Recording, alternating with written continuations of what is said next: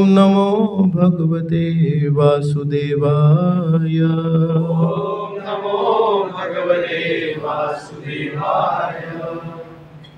हरे कृष्णा. सर्वांचे स्वागत आहे. आज आपण श्रीमद भागवतावर चर्चा करत आहोत. स्कंद क्रमांक 1, अध्याय क्रमांक 1, ज्याचं शीर्षक आहे ऋषींचे प्रश्न, आणि श्लोक क्रमांक 5. त एकदा तु मुनयः प्रातर्हुताग्नयः सत्कृतं सूतमासीनं पपृच्छुरिदमादरात्। त एकदा तु मुनयः प्रातुर्हुताग्नयः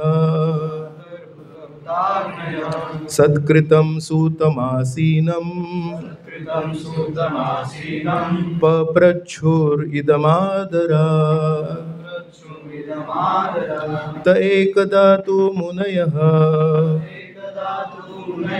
प्रातर्हुताग्नयः सत्कृतं सूतमासीनं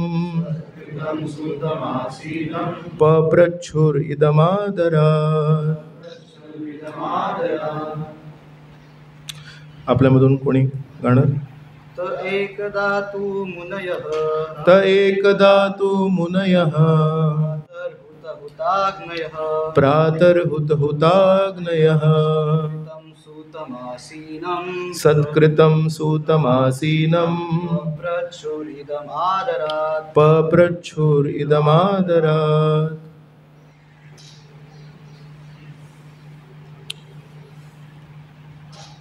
माताजीज. त एकदा तु मुनयः प्रातर्हुताग्नयः सत्कृतं सूतमासीनं पपृच्छुरिदमादरात्. आपण शब्दांचं भाषांतर आणि तात्पर्य बघूया. कृष्ण कृपामूर्ती एसी भक्तिवेदांत स्वामी श्रील प्रभुपाद यांद्वारे. ते ऋषी एकदा तू पण मुनयः ऋषी मुनी प्रातः सकाळी पहाटे हुत प्रज्वलित हुताग्नयः यज्ञीय अग्नी सत्कृतं आदरपूर्वक सूतं सूत गोस्वामींकडे आसीनं आसनस्थ पपृच्छुः जिज्ञासा केली इदम या प्रकारे आदरात आदराने. भाषांतर. एके दिवशी यज्ञाग्नी प्रज्वलित करून प्रातःकालीन कर्तव्ये संपवून आणि सूत गोस्वामींना आदरपूर्वक आसन देऊन त्या महर्षींनी सन्मानपूर्वक खालीलप्रमाणे पृच्छा केली. तात्पर्य. प्रातःकाल हा आध्यात्मिक चर्चेसाठी सर्वश्रेष्ठ असतो. त्या महर्षींनी, ज्याला व्यासासन म्हणतात किंवा श्री व्यासदेव पीठ म्हणतात, असे उच्चासन आदरपूर्वक रीतीने भागवताच्या त्या प्रवक्त्याला दिले. श्री व्यासदेव हे सर्व मानवांचे मूळ आध्यात्मिक गुरु आहेत. इतर सर्व गुरूंना व्यासदेवांचे प्रतिनिधी समजले जाते. श्री व्यासदेवांनी श्रील शुकदेव गोस्वामींना भागवताचे शिक्षण दिले आणि सूत गोस्वामी यांनी श्रील शुकदेव गोस्वामींकडून भागवताचे श्रवण केले. श्री व्यासदेवांचे गुरु शिष्य परंपरेतील हे सर्व प्रामाणिक प्रतिनिधी गोस्वामी समजले जातात.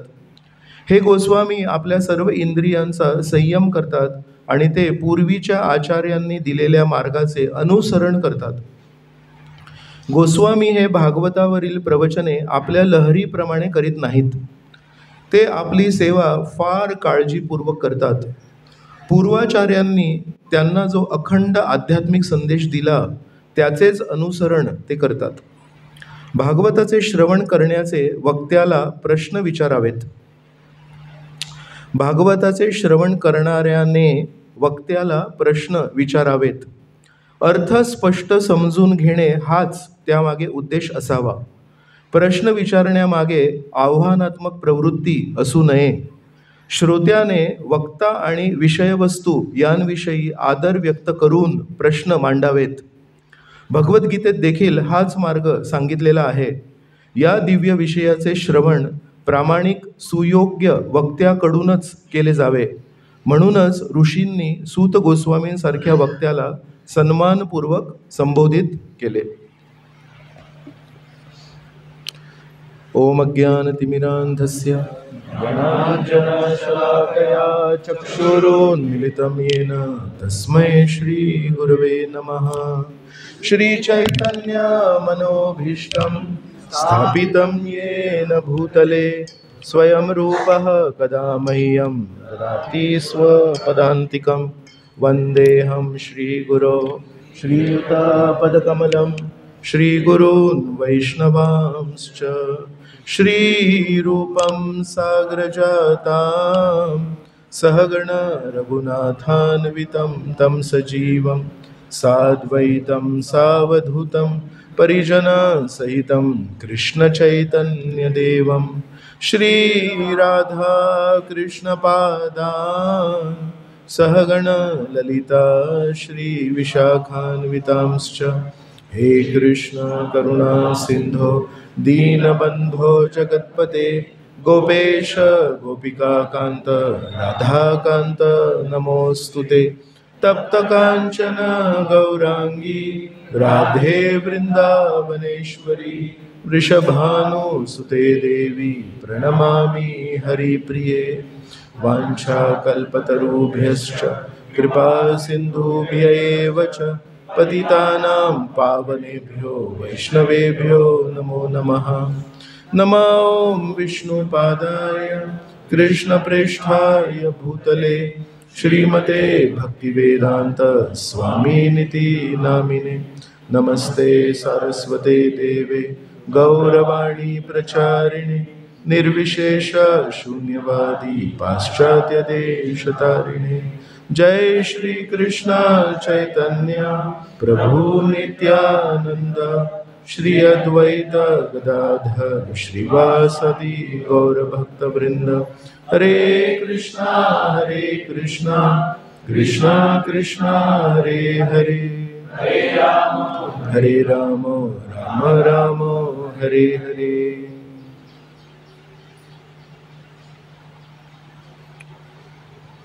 सर्वांचा आजच्या भागवत प्रवचनामध्ये स्वागत आहे. पहिले 3 श्लोक आपण बघितलं की श्रीमद भागवताची प्रस्तावना आणि श्रीमद भागवताचं महत्त्व आणि श्रीमद भागवताप्रती मंगलाचरण हे होते. आणि त्यानंतर आज आपण 5व्या श्लोकावर आलो आहोत. आणि यामध्ये मग जो पुढचा प्रसंग आहे तो कसा घडला याची एक पार्श्वभूमी दिली आहे.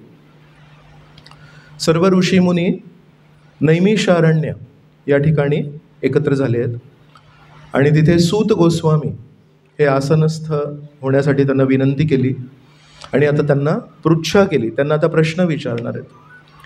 आता येणाऱ्या श्लोकांमध्ये श्लोक क्रमांक 6, 7, 8 यामध्ये हे सर्व ऋषीमुनी, तर पुढे वर्णन येतं की किती ऋषीमुनी होते नैमिषारण्याला. म्हणतात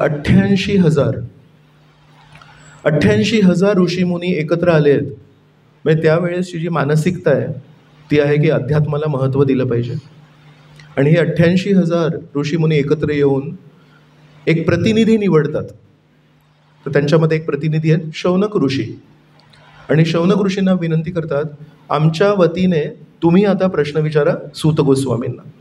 आणि आजच्या श्लोकामध्ये जे वर्णन आहे त्यामध्ये सांगितलं आहे, एके दिवशी यज्ञाग्नी प्रज्वलित करून, अर्थात त्यांचे जे नित्यकर्म होते ते करून, अध्यात्म करताना कधी कधी असा एक प्रश्न पडतो की माझे जे नित्यकर्म आहेत, माझे जे कर्तव्य आहेत ते सोडून केले तर चालेल का. तर म्हणून प्रातर हुताग्नय, सकाळी दररोज हे ऋषीमुनी हुताग्नी, यज्ञ अग्नी प्रज्वलित करायचे. तर या दिवशी पण त्यांना जरी हे सगळे प्रश्न विचारायचे असतील, पण असं नाही की त्यांनी त्यांचे कर्तव्य सोडले. त्या दिवशी पण सकाळी त्यांनी यज्ञाग्नी प्रज्वलित केली आणि ते सगळे कर्तव्य करून आता एकत्रित येऊन शांतपणे बसले आहेत. एके दिवशी यज्ञाग्नी प्रज्वलित करून प्रातःकालीन कर्तव्ये संपवून आणि सूत गोस्वामींना आदरपूर्वक आसन देऊन त्या महर्षींनी सन्मानपूर्वक खालीलप्रमाणे पृच्छा केली. आणि पुढच्या श्लोकांमध्ये ती पृच्छा आहे. त्यामध्ये भरपूर सूक्ष्म सूक्ष्म मुद्दे आहेत. एक म्हणजे जरी हे 88,000 ऋषीमुनी असले तरी पण त्यांना त्यांच्या 88,000 बुद्धींचं एकत्रीकरण करून जी काही बुद्धी निर्माण होईल त्याच्यावर विश्वास नाही आहे. आपण म्हणतो ना सर्वांना आपल्याला आपल्या बुद्धीवर विश्वास आहे. तर हे तर ऋषीमुनी आहेत, पवित्र जीवन जगतायत. पण यांनी पण 88,000 ऋषीमुनी एकत्र येऊन त्यांची बुद्धी तर एकत्र बुद्धी किती मोठी आहे. पण ते म्हणतात एकत्र येऊन केवळ बुद्धी एकत्रित करून प्रश्नांची उत्तरं मिळत नाहीत. पण आपण 88,000 जरी असलो पण आपल्याकडे जर उत्तरं नसतील तर आपण योग्य व्यक्तीला ती उत्तरं विचारली पाहिजेत. तर आपण कधी कधी एकटे असतो आणि आपण कोणाला तरी प्रश्न विचारण्यासाठी विचार करतो. खरोखर विचारू का प्रश्न, आणि गरज आहे का प्रश्न विचारायची, आणि उत्तर मिळवण्याची गरज आहे का. पण यांना ते दुमत नाही आहे. मनामध्ये असं यांना कधी आलं नाही अरे मी पण ऋषीमुनी, हा पण ऋषीमुनी, 88,000 ऋषीमुनी, आपण एकत्र बसून चर्चा करूया ना. तुझं काय मत आहे, भगवंत कोण आहेत, तुझं काय मत आहे, भगवंत कोण आहेत. माझ्या मताने तर भगवंत हे आहेत, माझ्या मताने तर भगवंत आहेत. तुझं काय मत आहे की जीवनाचं पूर्णत्व कसं लाभेल, तुमचं काय मत आहे. आपण एकत्र बसूया आणि 10,000 वर्षांसाठी चर्चा करूया. आणि 10,000 वर्षांसाठी 88,000 ऋषीमुनींनी चर्चा केल्यानंतर त्याच्यातून निष्कर्ष निघेल का. आतापर्यंत आपण जेव्हा 4 लोक बसून एका छोट्याशा विषयावर जेव्हा चर्चा करतो, तुझं काय मत आहे, तुझं काय मत आहे, तुझं काय मत आहे, त्याच्यातून निष्कर्ष किती वेळा निघतो तुम्ही सांगू शकता. सो अनेक वेळा येस. तर प्रभूजी म्हणतायत, त्यांचा असा अनुभव आहे, चुकीचा असू शकतो, तुम्ही लोक सांगा काय. ते म्हणतायत की अशा प्रकारे चर्चा करून निष्कर्ष निघत नाही. तर तुम्ही याच्याशी मान्य करताय की नाही करतात. तर निष्कर्ष निघतो का. म्हणून भागवतामध्ये चर्चा नाही आहे. भागवतामध्ये व्यास ऋषी आपल्याला निष्कर्ष देत आहेत आणि निष्कर्ष देण्यासाठी चर्चा हा उपाय नाही आहे. जर खरोखर निष्कर्ष पाहिजे असेल, योग्य जाणकार व्यक्तीला तो योग्य प्रश्न विचारायचा असतो आणि त्याच्याकडून जे योग्य उत्तर मिळतं त्याला स्वीकारायचं असतं. सिंपल. माझ्या वडिलांचं नाव काय कोणाला माहिती आहे. आता आपण चर्चा करा. नंद दुलालय म्हणून न वरून असेल किंवा दुलालय म्हणजे द वरून असेल. काय असेल माझ्या वडिलांचं नाव. आणि जर तुम्ही सर्व प्रामाणिक भक्त आहात, 16 माळा करता, 4 नियमांचं पालन करता, तुम्ही सगळे पवित्र जीवन जगताय, तुम्ही साधारण नाही आहात, साधारण जीवन जगणारे लोक नाहीत. तर या मंदिरामध्ये तुम्ही सगळे परमेश्वराप्रती आस्था असणारे लोक आहात, तुमच्यातले काही दीक्षित भक्त आहेत, तुम्ही सगळे शुद्ध जीवन जगताय. म्हणजे तुमच्या शुद्धतेबद्दल प्रश्न आहे का. नाही. मग आता जर तुम्ही चर्चा सुरू केली की नंदुलाल जशा वडिलांचं नाव काय, ती चर्चा कधीपर्यंत चालेल असं वाटतं. 9 पर्यंत लागेल निष्कर्ष, रात्री 9 पर्यंत. पण तुम्ही सगळे शुद्ध भक्त आहात, शुद्ध जीवन जगताय, 16 माळा करणारे भक्त आहात. एखादला दीक्षित भक्त पकडा तुमच्यातला. प्रभूजी तुमची तर दीक्षा पण झाली आहे, खूप मोठी गोष्ट आहे दीक्षा होणं. तुम्ही सांगा नंदुलाल जशा वडिलांचं नाव काय. म्हणून आपलं पवित्र जीवन आणि योग्य प्रश्नांची उत्तरं यामध्ये अंतर आहे. केवळ मी 4 नियम पालन करतो आणि रोज 16 माळा जप करतो याचा अर्थ असा नाही की मला सर्व प्रश्नांची उत्तरं त्याने येतील. जर तसं असतं तर श्रील प्रभुपादांनी केवळ चॅन्टिंगवर भर दिलं असतं आणि हा जो श्रीमद भागवतम प्रवचन जे श्रील प्रभुपादांनी दररोज सुरू केलं आपल्या मंदिरांमध्ये, ते कशाला सुरू करायचं. कुठल्या प्रश्नाचं उत्तर पाहिजे. आज तुम्ही 18 माळा करा आणि तुम्हाला पण एका प्रश्नाचं तुम्ही 64 माळा करा. माळा करायच्या आणि नाही काहीतरी येईल ना उत्तर आतमधून. आणि त्या सोपं उपाय काय आहे. मला विचारायचं, प्रभूजी आम्हाला तुमच्या वडिलांचं नाव माहिती करायचं, तर सांगणार का तुमच्या वडिलांचं नाव. आणि मी माझ्या वडिलांचं नाव सांगेन, एका क्षणामध्ये संपलं. म्हणून कधी कधी आध्यात्मिक मार्गावर आपल्याला हा गैरसमज होतो की प्रभूजी मी 16 वर्षांपासून 16 माळा करतोय, मी प्रत्येक एकादशी निर्जला करतो म्हणून मला तुम्हाला प्रश्न विचारायची गरज नाही, मला हृदयामध्ये भगवंत उत्तरं देतील. जर तसं असतं तर गुरु शिष्य परंपरा हा जो एक सिस्टम सुरू केली आहे, भक्ती सिद्धांत सरस्वतींनी श्रील प्रभुपादांना सांगितलं, श्रील प्रभुपादांनी त्यांच्या शिष्यांना सांगितलं, त्यांचे शिष्य आता आपल्याला मार्गदर्शन हे गरजच नाही आहे ना. मी आणि भगवंत, मध्ये गुरु नाहीत, मध्ये आचार्य नाहीत, मध्ये षड गोस्वामी नाहीत, मध्ये कोणीच नाहीत. पण हा जो चुकीचा विचार आहे हा भागवतामध्ये 5व्या श्लोकामध्येच ध्वंस केलेला आहे. 88,000 पवित्र जीवन जगणारे ऋषीमुनी पण एकत्र येत आहेत आणि एकमताने, एका विचाराने, एका जिज्ञासेने सूत गोस्वामी जे एक व्यक्ती आहेत त्यांच्या बुद्धीसमोर या 88,000 ऋषीमुनींची बुद्धी ते नमन करतायत. म्हणतात आम्ही जरी 88,000 असलो, आम्ही संख्यात्मक दृष्टीने जरी श्रेष्ठ असलो, पण आम्हाला या प्रश्नांची उत्तरं माहिती नाही आहेत. तुम्ही शुकदेव गोस्वामींकडून ऐकलंय आणि शुकदेव गोस्वामींनी व्यास ऋषींकडून ऐकलंय आणि व्यास ऋषींनी नारद मुनींकडून ऐकलंय आणि नारद मुनींनी ब्रह्मदेवांकडून ऐकलंय आणि ब्रह्मदेवांनी साक्षात परमेश्वराकडून ऐकलंय. तेने ब्रह्महृदाय आदिकवये मुह्यन्ति. पहिल्या श्लोकामध्ये होतं की श्रीकृष्णांनी जो त्यांचा संदेश आहे तो ब्रह्माजींच्या हृदयामध्ये प्रेरित केला. म्हणून भौतिक ज्ञान प्राप्त करण्याचा मार्ग आहे संशोधन. नक्की या झाडाला जर आपल्याला जास्ती फुलं आणायची तर काय करायला, तर हे रसायन टाकूया, ते रसायन टाकूया. भौतिक ज्ञान आपल्याला संशोधनाने मिळतं, पण आध्यात्मिक ज्ञान जर आपल्याला खोल पाहिजे असेल तर संशोधनाने नाही मिळणार, श्रवण करून मिळणार. तर इथे या 88,000 ऋषीमुनींनी एकत्र येऊन संशोधनाचा मार्ग नाही स्वीकारला. एके दिवशी यज्ञांनी प्रज्वलित करून प्रातःकालीन कर्तव्य संपवून आणि सूत गोस्वामींना आदरपूर्वक आसन देऊन त्या महर्षींनी सन्मानपूर्वक खालील प्रमाणे पृच्छा केली. खूप महत्त्वाचं आहे. आणि त्यामध्ये तात्पर्यामध्ये प्रभुपाद लिहितात की आपण जेव्हा पृच्छा करतो तेव्हा आव्हानात्मक प्रवृत्ती नसावी. खरोखर आपल्या प्रश्नांची जी उत्तरं आहेत ती मिळवण्यासाठी आपण प्रश्न विचारायला पाहिजेत. तर एक आपल्याला लक्षात आलं की आपली संख्या कितीही असली आणि आपण जरी सगळे प्रामाणिक भक्त असलो तरी आध्यात्मिक ज्ञान हे गुरु शिष्य परंपरेद्वारेच मिळतं. आधी पण मिळत आलंय आणि याच्या पुढे पण मिळणार. आपण त्याला शॉर्टकट जर करायला गेलो तर आपल्याला जे ज्ञान मिळेल ते कदाचित आध्यात्मिक ज्ञान नसू शकतं. एकदा एक भक्त श्रील प्रभुपादांना भेटले आणि प्रभुपादांना म्हणाले की प्रभुपाद, मी इस्कॉन जॉईन करण्यापूर्वी सिगरेट घ्यायचो आणि काल मी बघितलं अनेक वर्षांनी माझ्या स्वप्नामध्ये तुम्ही आले. तुम्हीच होते, तुमचे भगवे कपडे, तुमचा चेहरा, तो हातामध्ये बीट बॅग, आणि का कोणास ठाऊक पण मी बसलो होतो आणि तुम्ही येऊन मला म्हणाले की तू सिगरेट पिऊ शकतोस. ते स्वप्नच झालं सुदैवाने. तर ते दुसऱ्या दिवशी प्रभुपादांना विचारतात की प्रभुपाद याला कसं समजायचं. तर प्रभुपाद म्हणाले तो मी नव्हतो, ती मायादेवी होती, माझा वेश घालून आली होती. मी नव्हतो तो, कारण मी तुला सिगरेट पिण्यासाठी कधीच अनुमती देणार नाही. मी तुला नेहमी योग्य मार्ग दाखवतोय भगवंतांना प्राप्ती करण्याचा.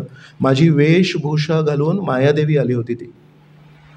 तर म्हणून आपल्याला माहिती पाहिजे की जेव्हापर्यंत आपण योग्य प्रामाणिक गुरूंकडून ज्ञान नाही घेत तेव्हापर्यंत कधी आपल्याच मनाने फसवणूक होते. तर त्या दिवशी जे स्वप्न पडलं होतं ते मानसिक होतं.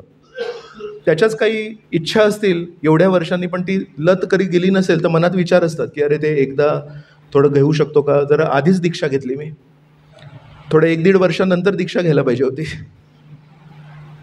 तर कधी आपल्या मनामध्ये जे उत्तरं येतात, आपल्या मनामध्ये जे सोल्युशन्स येतात ते कधी गुरूंनी सांगितलेले नसू शकतात. म्हणून आपल्याला जे उपस्थित गुरुजन आहेत त्यांच्याकडून नेहमी श्रवण करण्यासाठी उत्सुकता पाहिजे. जेव्हापर्यंत ती उत्सुकता असेल तेव्हापर्यंत आपण नेहमी प्रश्न विचारू, याचं उत्तर काय, त्याचं उत्तर काय, मग याला कसं बघायचं, मग त्याला कसं बघायचं. असं करत प्रामाणिक गुरु शिष्य परंपरेमध्ये आपल्याला जेव्हा ज्ञान मिळणार तेव्हा कुठे आपल्या हृदयातल्या प्रश्नांची उत्तरं मिळतील आपल्याला. आणि आज असं सांगितलंय की प्रत्येक गुरु हे व्यास ऋषींचे प्रतिनिधी आहेत. तर स्कंद पुराणामध्ये एक खूप सुंदर श्लोक आहे. तर त्याच्यामध्ये म्हणतात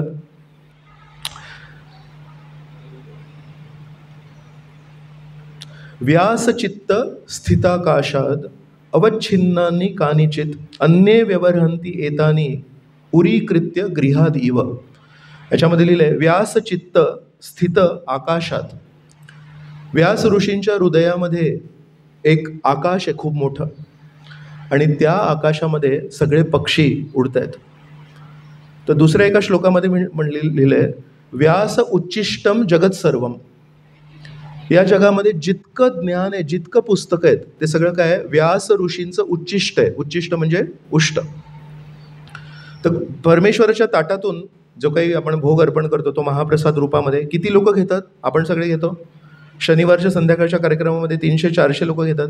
तर भगवंतांचं जे महाप्रसाद आहे तो किती श्रेष्ठ आहे की त्याच्यामध्ये एवढे सगळे लोक घेतात. आपण एकमेकांचं उष्ट नाही घेत, पण भगवंतांचं उष्ट घेतो. जसं व्यास ऋषींचं ज्ञान किती श्रेष्ठ आहे. व्यास उच्चिष्टम जगत सर्वम. या जगामध्ये जितकी पुस्तकं आहे, जितकं ज्ञान आहे, जितकी फिलॉसॉफी आहे, ती सगळी व्यास ऋषींच्या पुस्तकातून. असं एकही पुस्तक नाही, असं एकही ज्ञान नाही जे व्यास देवांच्या वेदांमध्ये तुम्हाला मिळणार नाही. तसं इथे लिहिलं आहे, व्यास चित्त स्थित आकाशात. व्यास ऋषींचं हृदय आहे ते इतकं विशाल आहे आणि ते एका आकाशासारखं आहे, आणि त्यामध्ये आपण सगळे लहान लहान ज्ञान मिळवण्याचा प्रयत्न करतोय. एखाद्या व्यक्तीची महानता कशी आपण ठरवू शकतो? तर 3 गोष्टी आहेत. एक म्हणजे त्यांच्या पूर्वजांनी काय एक संस्कृती स्थापित केली आणि या व्यक्तीने कुठल्या संस्कृतीमध्ये जन्म घेतला. म्हणजे अरे याचे जे पूर्वज आहेत ना खूप मोठे आहेत. दुसरी गोष्ट म्हणजे त्या व्यक्तीने पुढे काय वारसा सोडला, मग त्याच्या मुलांना काय शिकवलं, त्याच्या पुढे येणाऱ्या पिढीला काय संस्कृती स्थापित केली. आणि तिसरी गोष्ट म्हणजे त्याचं स्वतःचं कर्तृत्व. तर कोणाची महानता जर ठरवायची असेल तर या 3 गोष्टींनी आपण ठरवू शकतो. आणि आपण बघतो भागवतामध्ये ज्या काही गोष्टी आहेत, आपण बघू प्रल्हाद महाराज. प्रल्हाद महाराजांचे वडील कोण? हिरण्यकश्यपू. हिरण्यकश्यपूंचे वडील कोण? कश्यप ऋषी. तर कश्यप ऋषी हे खूप मोठे ऋषी आहेत. त्यांची पत्नी दिती, आणि कश्यप आणि दिती याच्यातून हिरण्याक्ष आणि हिरण्यकश्यपूचा जन्म झाला. तर वडील कोण? खूप मोठे ऋषीमुनी आहेत, कश्यप ऋषी. पण हिरण्यकश्यपू कसा आहे? हिरण्यकश्यपूची वृत्ती काय आहे? श्रेष्ठ नाही आहे. पण त्याचा मुलगा कोण? प्रल्हाद. तर या व्यक्तीला तुम्ही श्रेष्ठ म्हणू शकता का? त्याचे वडील खूप श्रेष्ठ आहेत, त्याचा मुलगा पण खूप श्रेष्ठ आहे, शुद्ध भक्त आहे, पण तो कसा आहे? तर त्याचं स्वतःचं कर्तृत्व दूषित आहे. त्याचे पूर्वज खूप श्रेष्ठ आहेत, त्याचा वारसा खूप श्रेष्ठ आहे. भागवतामध्ये ध्रुव महाराजांचं जेव्हा वंशावली येते, तर ध्रुव महाराजानंतर एक अंग महाराज होते. तर ध्रुव महाराजांचे पूर्वज आहेत, अंग महाराजांचे पूर्वज आहेत ध्रुव महाराज. ध्रुव महाराज तर शुद्ध भक्त आहेत. आणि कसे शुद्ध भक्त आहेत? कदाचित पूर्ण इतिहासामध्ये 2च व्यक्ती आहेत जे सदेह वैकुंठ गमन केलेत. बाकीचे सगळेजण आपला देह इथे सोडून जातात, पण एक व्यक्ती आहे ध्रुव जे सदेह वैकुंठ गमन केले आहेत, आणि दुसरे आहेत आपले तुकाराम महाराज. तर पूर्ण भागवतामध्ये अजून कोणी व्यक्ती नाही आहे जो सदेह वैकुंठ गमन केला आहे, तो त्यांनी देह सोडलाय. ध्रुव महाराज तसे आहेत भक्त. मग काय त्यांची जिद्द असेल भगवंतांना प्रसन्न करण्याची. त्या ध्रुव महाराजांच्या वंशावलीमध्ये एक येतात अंग महाराज. तर हे अंग महाराज आहेत, हे पण पवित्र आहेत. अंग महाराजांचं जीवन खूप छान आहे, पण दुर्दैवाने त्यांचा जो मुलगा होता त्याचं नाव होतं वेन. आणि वेन काय करायचा? लहानपणी खेळायला जायचं जेव्हा आपल्या मित्रांसोबत, आणि मित्रांसोबत जेव्हा भांडणं व्हायची तेव्हा, कारण तो राजकुमार होता, तर मित्रांना मारून टाकायचा. लहानपणीच जंगलात जायचा आणि साध्या प्राण्यांना पण मारून टाकायचा. तर एकदम क्रूर होता. तर त्याचे वडील अंग महाराज इतके त्रासले, तारुण्यामध्ये त्यांनी आपली जबाबदारी सोडून वनात निघून गेले. आणि एक श्लोक येतो भागवतामध्ये 4थ्या स्कंदामध्ये, ते म्हणतात, वेन महाराज आपल्या मनातल्या मनात म्हणतात, काय माझं दुर्दैव की मला असा मुलगा मिळाला जो इतका क्रूर आहे. आणि म्हणतात ते लोक भाग्यवान आहेत ज्यांना एकही मुलगा होत नाही. तर किती लोक आहेत त्यांना एक मुलगा पाहिजे असतो वंश पुढे चालवणे. अंग महाराज भागवतामध्ये प्रार्थना करतात आणि म्हणतात ते लोक किती भाग्यवान आहेत ज्यांच्या घरी एक मुलगा नसतो. माझ्या घरी एक मुलगा आला आणि तो असा क्रूर निघाला. तर म्हणून कधी कधी पूर्वज खूप छान असतात, पुढची पिढी पण खूप छान असते, पण आपलं कर्तृत्व नसतं.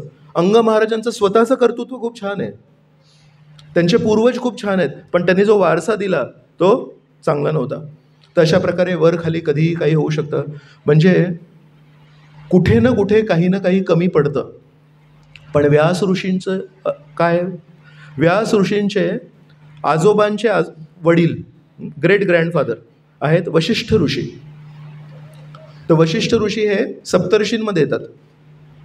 वशिष्ठ ऋषींचे पुत्र म्हणजे व्यास ऋषींचे आजोबा ते आहेत शक्ती ऋषी. त्यांचे वडील कोण, पराशर ऋषी. तर त्यांचे पूर्वज जे आहेत वशिष्ठ ऋषी, शक्ती ऋषी, पराशर. पराशर म्हणजे आपल्या वेदांमध्ये एक भाग आहे श्रुती आणि स्मृती. तर श्रुती म्हणजे सर्व वेद उपनिषद वगैरे, आणि स्मृती म्हणजे सर्व पुराण, इतिहास, महाभारत, रामायण आणि 18 पुराण. त्या पुराणांमध्ये जी ऑथॉरिटी आहे, सगळ्यात मोठे व्यक्ती कोण आहेत पुराणांच्या ज्ञानांमधले, पराशर ऋषी. आपण जे भगवद्गीतेमध्ये श्लोक म्हणतो, ऐश्वर्यस्य समग्रस्य वीर्यस्य यशश्रिय ज्ञान वैराग्य योश्चैव शन्नम भग इति गण, की भगवंतांची व्याख्या म्हणजे हे 6 ऐश्वर्य पाहिजे त्यांच्यामध्ये. ती व्याख्या कोणी दिली आहे, पराशर ऋषींनी दिली आहे विष्णू पुराणात. तर वशिष्ठ ऋषी, शक्ती ऋषी, पराशर ऋषी, आणि त्यांचा मुलगा कोण, शुकदेव गोस्वामी. शुकदेव गोस्वामीच्या पुढे कोणी नाही, तिथे वंश थांबला. तर वर इतके श्रेष्ठ आहेत आणि खाली पण शुद्ध भक्त आहेत. बरं, त्यांचं स्वतःचं कर्तृत्व आहे का? व्यास ऋषींचं कर्तव्य काय आहे की व्यास ऋषींनी जे काही लिहिलंय त्याच्यातूनच सर्व तत्व निघालंय. व्यास उच्चिष्टम जगत सर्व. तर म्हणून वरचे पूर्वज श्रेष्ठ, पुढचा वारसा श्रेष्ठ आणि स्वतः पण श्रेष्ठ. म्हणजे व्यास ऋषींच्या महानतेमध्ये एक कुठे काही कमी नाही आहे. मग आपण बघतो की 6व्या स्कंदामध्ये अध्याय क्रमांक 8 मध्ये नारायण कवच प्रार्थना आहेत. जर कोणाला भीती वाटत असेल तर 6व्या अध्यायामध्ये 8वा श्लोक आहे, 8वा अध्याय आहे, 6वा स्कंद आणि अध्याय क्रमांक 8. त्याच्यामध्ये नारायण कवच. तर त्यामध्ये भगवंतांच्या सर्व अवतारांना वेगवेगळ्या प्रार्थना अर्पण केल्या आहेत की तुम्ही मला रक्षण करा, तुम्ही मला रक्षण करा. तर त्याच्या 17व्या श्लोकामध्ये व्यास ऋषींना प्रार्थना आहे. तर त्यामध्ये काय म्हणतात, हे व्यास ऋषी तुम्ही पण भगवंतांचे अवतार आहात. तसं म्हणतात प्रत्येक चतुर्युगामध्ये, प्रत्येक जेव्हा सत्य त्रेता द्वापर कली होतो तेव्हा व्यास ऋषी असतात. व्यास म्हणजे काय की वेदांचं संकलन करणं. या व्यास या शब्दाचा अर्थ काय आहे, जो वेदांचं संकलन करतो तो व्यास. पण यावेळेस जे व्यास ऋषी होते ते जीवात्मा नव्हते. यावेळेस जे व्यास ऋषी होते ते कृष्ण अवतार होते, म्हणून त्यांना म्हणतात कृष्ण द्वैपायन व्यास. तर बाकीच्या सत्य त्रेता द्वापरमध्ये पण व्यास असतात पण ते जीवात्मा असतात. पण यावेळेस जे व्यास ऋषी हे कृष्ण होते. तर या कृष्णांना प्रार्थना केली आहे नारायण कवच प्रार्थनांमध्ये आणि म्हणाले, हे व्यास ऋषी आमच्या हृदयामध्ये जो अंधकार आहे त्या अंधकाराला नष्ट करण्यासाठी कृपया तुम्ही आम्हाला रक्षण करा. तर काही प्रमाणामध्ये आपले शत्रू बाह्य पण असतात. कधी कोणी व्यक्ती असतील जे आपल्या विरुद्ध काही करत असतील, पण सगळ्यात मोठे शत्रू आपले आहेत आपलं अज्ञान.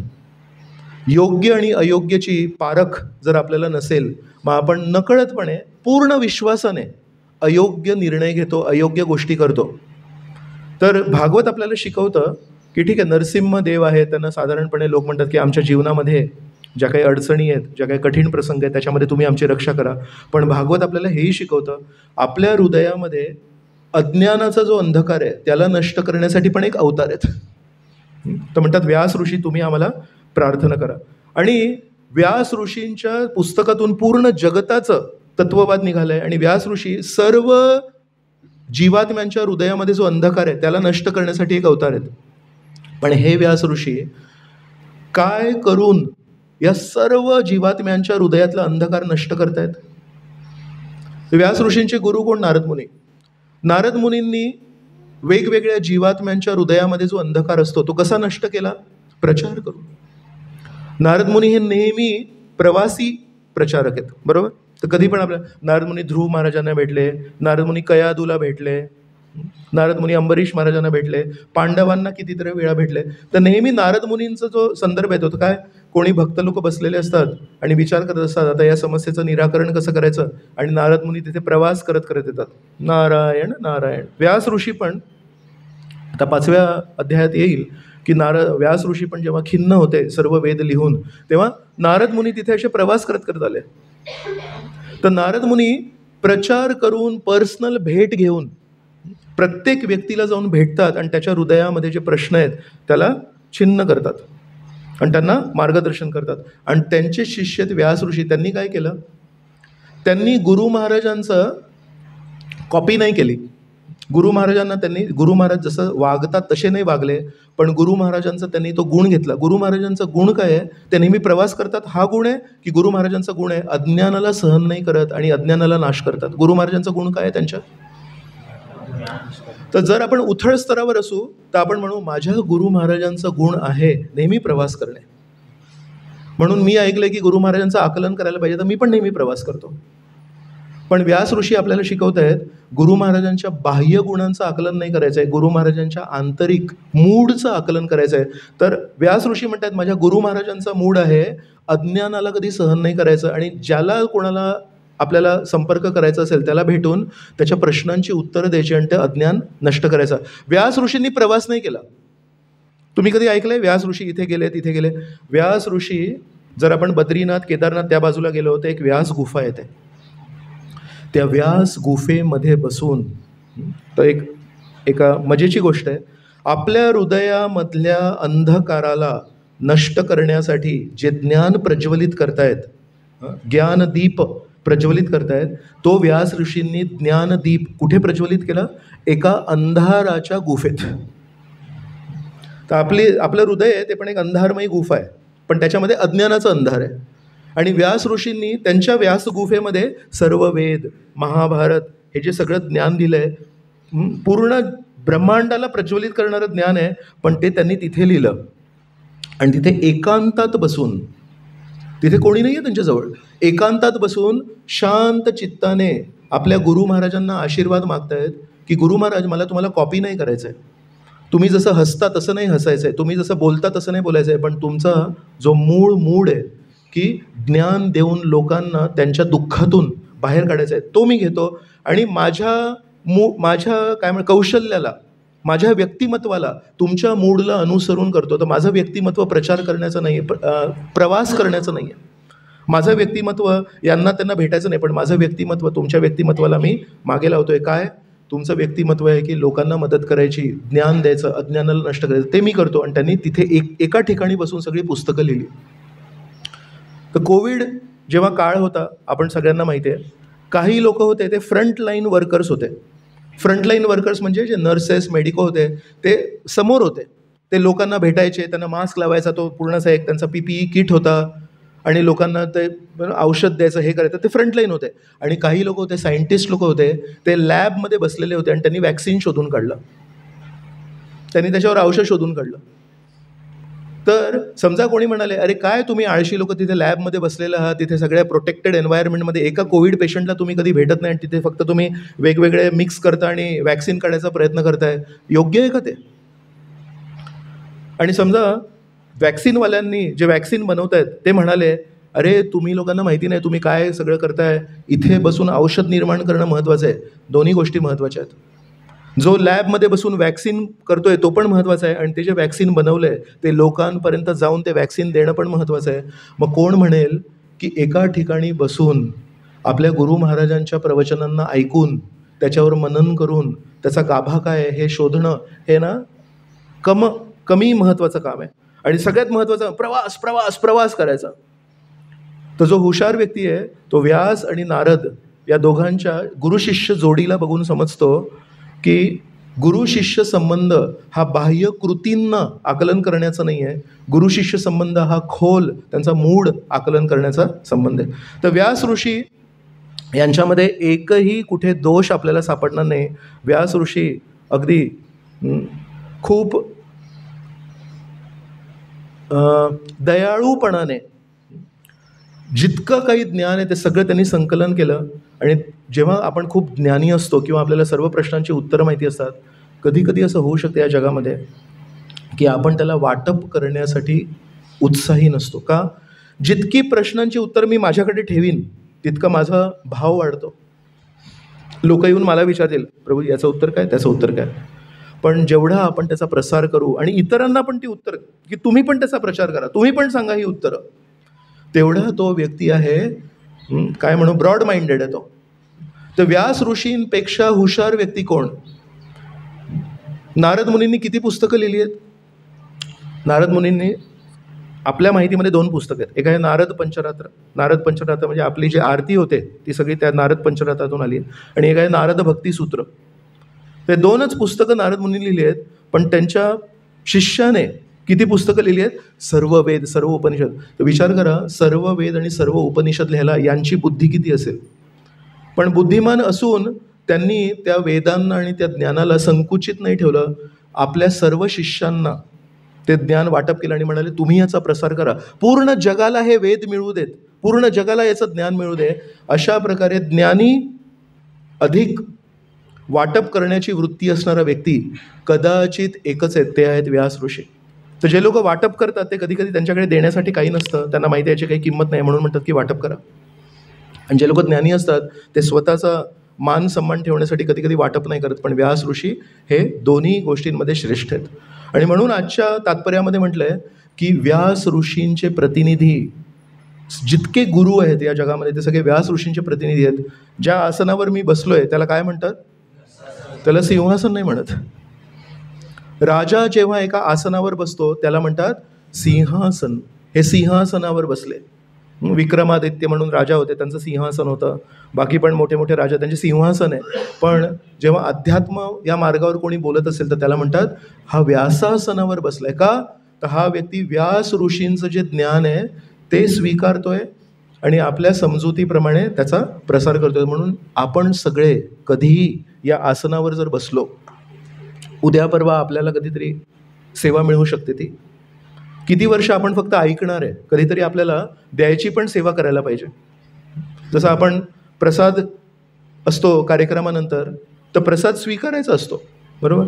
पण आता 5 वर्ष झाले, 6 वर्ष झाले आपण प्रत्येक कार्यक्रमाला येऊन प्रसाद स्वीकारतोय, महाप्रसाद आहे गोविंद करतोय. तर कधीतरी कोणीतरी येऊन आपल्याला म्हणे की प्रभूजी आज जरा लोकांची संख्या जास्ती आहे आणि आम्हाला वाढणारे भक्त कमी आहे, तर थोडे येऊन वाढणार का? तर आपण नाही म्हणणार का त्याला?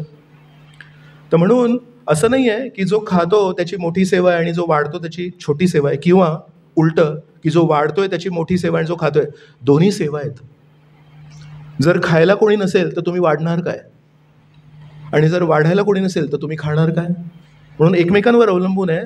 तर जसं आपण वर्षानुवर्ष आपण इथे बसून श्रवण स्वीकारतोय, तसं समजा जरा कोणी आपल्याला विनंती केली की प्रभूजी यावेळेस आम्हाला वाढण्यासाठी, श्रवण वाढण्यासाठी कोणी नाही आहे, तर तुम्ही थोडंसं या आसनावर बसून बोलणार का? ज्या उत्साहाने आपण श्रवण करतो त्याच उत्साहाने आपण बोलायला पण असायला पाहिजे. का बरं? अध्यात्मामध्ये मोठी आणि छोटी सेवा नसते, सेवा असते ज्याची गरज आहे. सेवक म्हणजे कोण?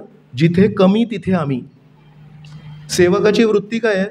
प्रभूजी मला हे नाही की हीच सेवा करायची, मला हे नाही की हीच सेवा करायची, मला हे करायचं आहे की कुठे कमी पडते तिथे मी येतो. कारण म्हणतात ना, friend in need is a friend in deed. आज कुठे कमी पडतंय प्रभूजी? मग आज ना वाढणाऱ्यांची कमी आहे.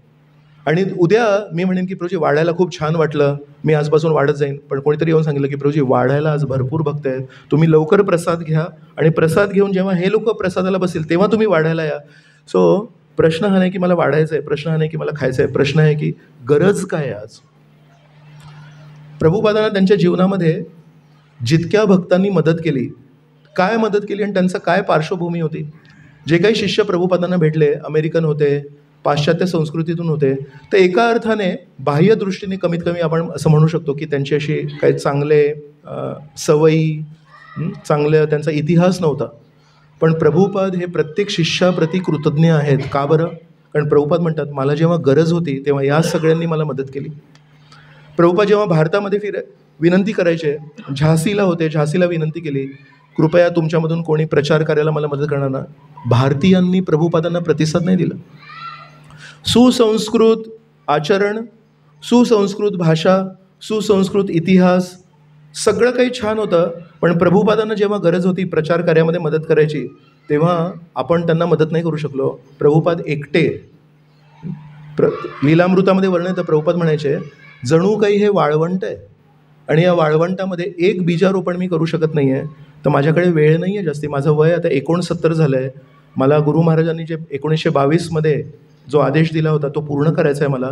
तर एकटे प्रभुपाद 69 वयामध्ये एका बोटीवर बसून का गेले? एका अर्थाने आपण त्यांना विवश केलं. त्यांच्याकडे पर्याय नव्हता. असं नाही की 45 वय असताना प्रभुपाद अमेरिकेला गेले.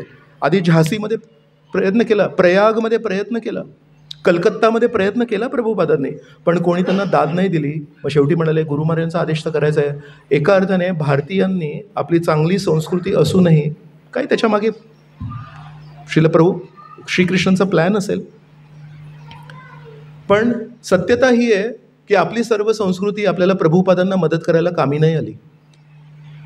आणि पाश्चात्य संस्कृतीतले लोक आहेत, जरी त्यांचा इतिहास कधी काय असेल, पण प्रभुपादांनी जेव्हा त्यांना विनंती केली की मला मदत करणार का, मला गुरु महाराजांनी सांगितलं आहे, तर म्हणाले हो करू ना. म्हणाले पण मला मदत करण्यासाठी या सगळ्या सवयी सोडायला लागतील. खरं हे सगळं सोडायला लागेल? हेच तर आमचं जीवन आहे.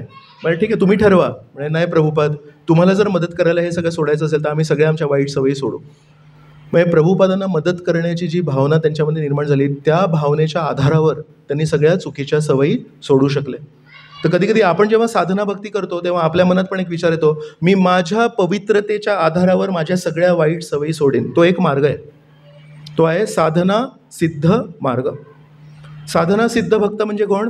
जो खूप छान जप करतो, जो खूप छान त्याचं वाचन करतो, जो खूप छान स्वप्रयत्नांनी तो शुद्ध होण्याचा प्रयत्न करतो. आणि प्रभुपाद म्हणतात अजून एक दुसरा एक शब्द आहे, एक आहे साधना सिद्ध, एक आहे नित्यसिद्ध. नित्यसिद्ध म्हणजे जे भक्त आध्यात्मिक जगतातून येतात. ललिता देवी स्वरूप दामोदर गोस्वामी म्हणून आले, विशाखा सखी रामानंद राय म्हणून आले, ब्रह्माजी हे हरिदास ठाकूर म्हणून आले. जे शुद्ध भक्त आहेत ते या जगामध्ये कधी कधी येतात.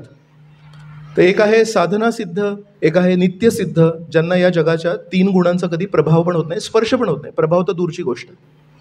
आणि तिसरा एक शब्द आहे कृपासिद्ध. कृपासिद्ध म्हणजे ज्यांनी आपल्या गुरूंना प्रसन्न केलं, त्यांच्यामध्ये कदाचित चांगल्या सवयी नव्हत्या, चांगला पार्श्वभूमी नव्हती, चांगला इतिहास नव्हता, चांगली संस्कृती नव्हती, पण जेव्हा गुरु महाराजांनी हाक मारली, जेव्हा गुरु महाराजांना गरज होती, उभे झाले आणि म्हणाले आमच्यामध्ये भरपूर उणीवा आहेत, आमच्यामध्ये भरपूर कमतरता आहेत, पण तुम्ही हाक मारताय ना, तुम्हाला गरज आहे ना, तुमच्यासाठी काही पण. जिथे कमी तिथे आम्ही. त्याला म्हणतात कृपासिद्ध. तर या 3 मार्गामधून एक मार्ग जो आहे नित्यसिद्ध, तो आपल्यासाठी बंद आहे, कारण आपण नित्यसिद्ध नाही आहे. आता आपण एक निर्णय घेऊ शकतो, साधना सिद्ध आणि कृपासिद्ध. तर साधना सिद्ध म्हणजे रोज 1728 आपण जे हरे कृष्ण महामंत्र बोलतो ते स्पष्ट उच्चारण करून, छान श्रवण करून, त्याच्यामध्ये मन लावून जप करायचं आहे रोज, पूर्ण आयुष्य. आणि दुसरं एक कृपासिद्ध. कृपासिद्ध म्हणजे जेव्हा जेव्हा प्रभुपाद आपल्याला हाक मारतील, जेव्हा जेव्हा आपले गुरु आपल्याला हाक मारतील की इथे तुझी गरज आहे, तू करशील का? होय प्रभुपाद, होय गुरु महाराज. तर प्रभुपादांच्या शिष्यांना कृपासिद्धी मिळाली आणि म्हणून प्रभुपाद का त्यांच्याप्रती खूप कृतज्ञ आहेत. म्हणतात यांनी कधी नाही नाही म्हटलं. मग त्यांच्याकडून चुका झाल्या, जे काही झालं, पण प्रभुपाद कृतज्ञ आहेत. प्रभुपादांच्या दृष्टीने ते आपल्यापेक्षा श्रेष्ठ आहेत. का? कारण आपली संस्कृती आपल्याला कामी नाही आली. मग तसंच मंदिरामध्ये पण आपल्याला जेव्हा सेवा करायची असेल तर एक सेवा असते की आपल्या हिशोबाने, आपल्या मानसिकतेप्रमाणे, आपल्या आवडीनिवडीप्रमाणे. पण जर कधी एखाद दिवशी कोणी आपल्याला हाक मारली आणि म्हणाले प्रभूजी आज ही सेवा आहे आणि ही सेवा करायला कोणी नाही आहे, त्यावेळेस ऐनवेळी गरजेप्रमाणे जो स्वतः म्हणेल की हो प्रभूजी मी आजपर्यंत ही सेवा केली नाही आहे, प्रामाणिकपणे सांगतो, खोटं नाही बोलत, मी एक्सपर्ट आहे नाही, मला नाही जमत ही सेवा, मी कधी केली नाही आहे, पण तुम्ही म्हणता ही सेवा करायला कोणीच नाही आहे, तर कोणीच नाही आहे म्हणजे मी आहे तिथे. आणि ती सेवा करताना ज्या काही चुका होतात त्या केवळ आपल्याला दिसतात, त्या श्रीकृष्णांना त्या चुका दिसतच नाहीत, गुरूंना त्या चुका दिसत. कारण गुरु म्हणतात सगळ्यात मोठी चूक आहे की तिथे सेवेची गरज होती पण तिथे तुम्ही नाही म्हणालात. आणि याचा सर्वात मोठा जो सद्गुण आहे तो म्हणजे तिथे एक छोटीशी गोष्ट, ही रथयात्रा आपण केली तर मोठा रथ होता आणि त्या रथामध्ये कुठेतरी एक खिळा जर लूज असता, एकच खिळा चाललं असतं. अहो पूर्ण एवढा मोठा रथ आहे तो चांगला आहे, पण तो खिळा कुठला खिळा आहे? जो मेन चाक होता त्याचा खिळा. तो खिळा जर पडला आहे ट्रान्सपोर्टमध्ये आणि कोणी आपल्याला म्हणतं की प्रभूजी हा खिळा काय महत्त्वाचा आहे, या खिळ्याने काय होणार आहे, तुम्हाला किती लोकांना वाटतं की प्रभूजी एक छोटासा खिळा आणि एवढा मोठा भव्य रथ काय त्याला इम्पॉर्टन्स आहे? नाही, त्या खेळाला खूप इम्पॉर्टन्स आहे. त्या खिळ्यामुळे ते चाक बाहेर येऊ शकतं, त्या चाकामुळे पूर्ण तो रथ कोलमडू शकतो आणि त्या पूर्ण रथामुळे ती रथयात्रा संपू शकते एका खिळ्यावर, राईट? मग तसंच आपल्याला वाटतं ते काय ते छोटंसं होतं प्रभूजी, त्याला नाही म्हणून काय फायदा नाही. आपल्याला माहिती नाही की त्या सेवेचा पूर्ण चित्रामध्ये काय स्थान आहे. म्हणून मी सुरुवातीला पण म्हटलं की कुठली सेवा लहान आणि कुठली सेवा मोठी हे आपण फक्त भौतिक दृष्टीने बघू शकतो, पण कुठलीही सेवा लहान नसते आणि कुठलीही सेवा मोठी नसते. खरी सेवा ती आहे जी कुठे जेणेकरून इकडून तिकडून कुठेतरी श्रीकृष्णांना प्रसन्न करेल आणि भक्तांना प्रसन्न करेल. तर म्हणून आजच्या या श्लोकामध्ये खूप असे गोष्टी आहेत की आपण सर्व श्रील व्यास ऋषींचे प्रतिनिधी आहोत. जेव्हा जी काही गरज पडली ती करायला पाहिजे. आपण आंतरिक मूड घ्यायला पाहिजे, बाह्य कृती आपण आकलन नाही करायला पाहिजे. आणि व्यास ऋषींनी जे ज्ञान दिलं आहे, एक खूप छान वाक्य होतं की जे कोणी व्यास ऋषींचे प्रतिनिधी आहेत ते आपल्या लहरीप्रमाणे प्रचार नाही करत. तर प्रभुपाद लिहित आहेत, भागवतावरील प्रवचने आपल्या लहरीप्रमाणे करीत नाहीत, ते आपली सेवा फार काळजीपूर्वक करतात. म्हणून आपण जेव्हा केव्हा प्रवचन देतो आपण 4 वेळा त्याच्यावर विचार करायला पाहिजे की हे जे विचार मी मांडतोय हे प्रभुपादांचे विचार आहेत का, हे गुरुशिष्य परंपरेतले विचार आहेत की याच्यामध्ये एक भेसळ असते, पाण्याची भेसळ, वॉटर पोल्युशन, एक असतं एअर पोल्युशन, वायू प्रदूषण, एक असतं अन्न प्रदूषण आणि एक आहे विचार प्रदूषण. तर गौडीय गुरुशिष्य परंपरेमध्ये जे ज्ञान आलं आहे आपल्याला त्याच्यामध्ये काही गोष्टींवर भर आहे. कधी कधी नकळतपणे आपण इकडून तिकडून ऐकून त्याला व्हेरीफाय न करून असं होऊ शकतं की व्यासासनावर बसून आपण विचारांचं प्रदूषण करू शकतो. म्हणून आपल्याला जे काही बोलायचं असेल कधी तर ते आपण कुठल्या तरी वरिष्ठ भक्तांना एकदा चेक करायला पाहिजे की प्रभूजी हा पॉईंट मी बोलणार आहे तर तुम्हाला काय वाटतं योग्यच आहे ना. सुरुवातीला तरी कमीत कमी करायला पाहिजे. अनुभवी भक्ताला कदाचित गरज नाही, पण सुरुवातीला आपण चेक करून घेतलं पाहिजे की प्रभूजी अशा प्रकारे, किंवा प्रभुपादांच्या तात्पर्यामध्ये कुठेतरी ते असायला पाहिजे की प्रभुपादांनी हा विचार मांडला मग तो अधिकृत आहे. पण समजा असं कुठे आपल्याला दिसत नाही आहे तर आपण मग तेव्हा एक विचारपूस करायला पाहिजे. आजच्या श्लोकामध्ये हे पण होतं की जेव्हा त्यांनी सूत गोस्वामींना विनंती केली तेव्हा त्यांना एक उच्च आसन दिलं आणि आदरपूर्वक त्यांना पृच्छा केली. तर 4थ्या स्कंदामध्ये अध्याय क्रमांक 21 आणि श्लोक क्रमांक 44 मध्ये पृथू महाराज आहेत, ते भगवंतांना प्रार्थना करत आहेत.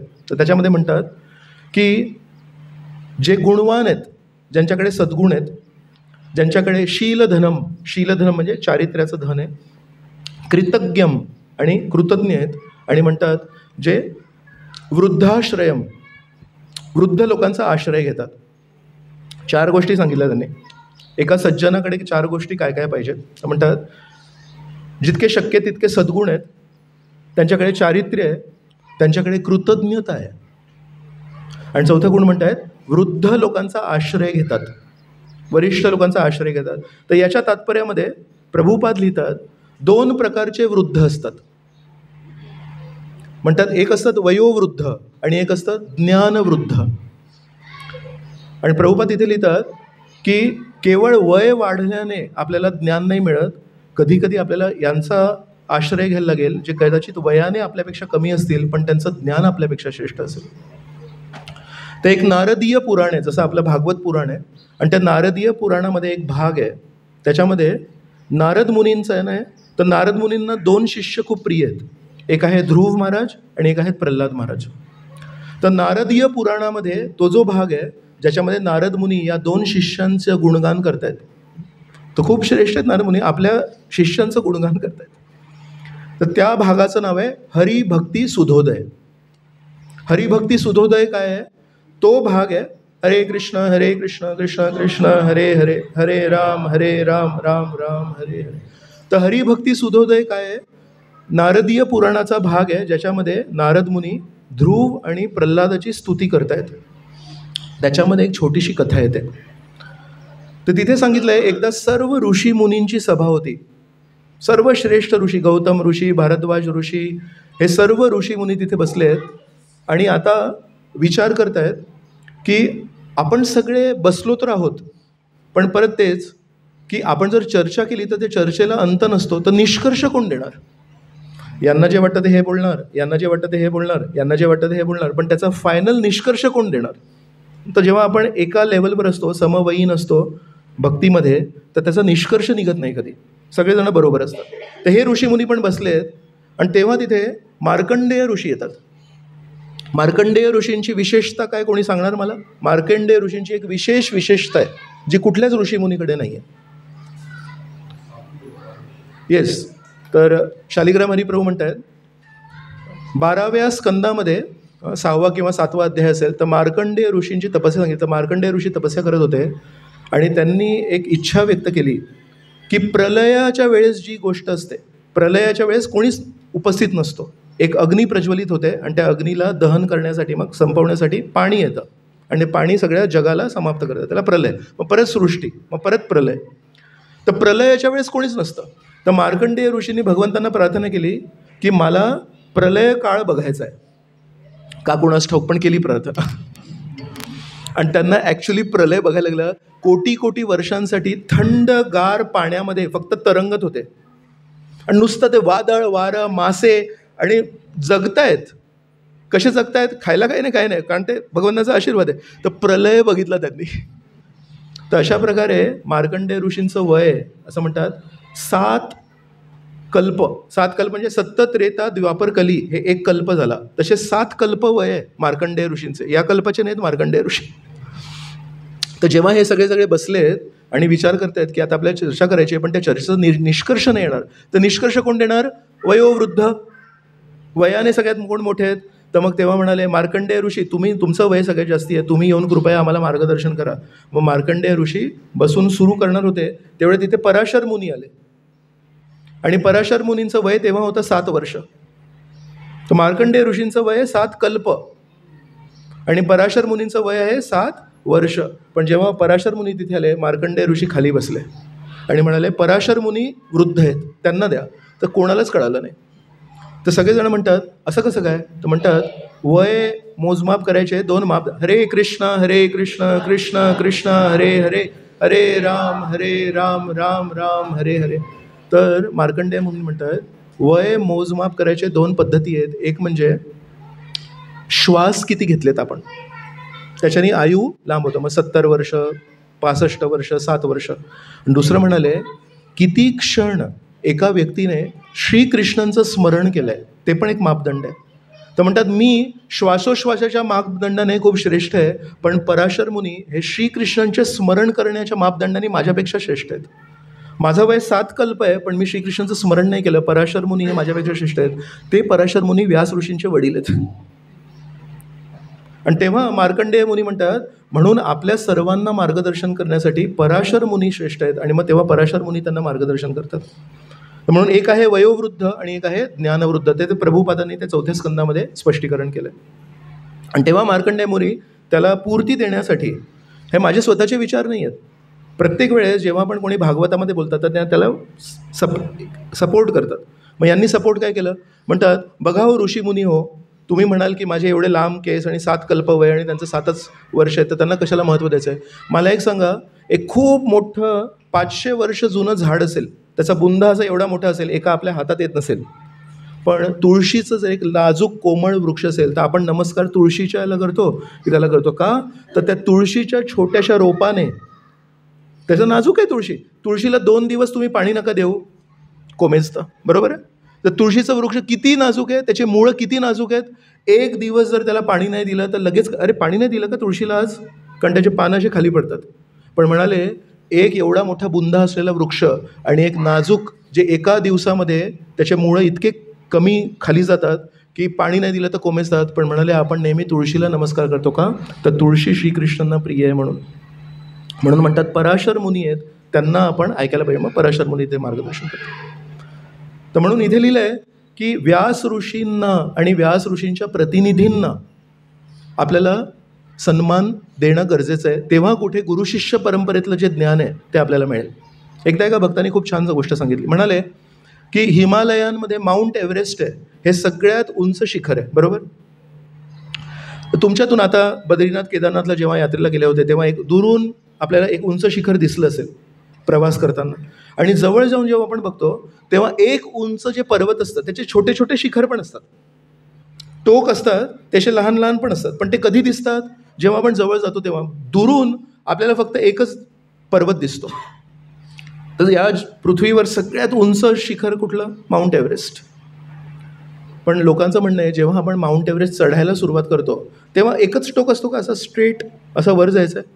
तर ज्यांनी कधी कोणी माउंटेनिअरिंग केलं आहे तर आधी चढतो आपण, मग लक्षात येतं की इथे पठार आला, मग परत एक टोक आलं, मग तिथून खाली. म्हणजे एक मेन शिखर असतं आणि नंतर छोटे छोटे पण शिखर असतात. पण ते छोटे छोटे शिखर कोणाला दिसतात?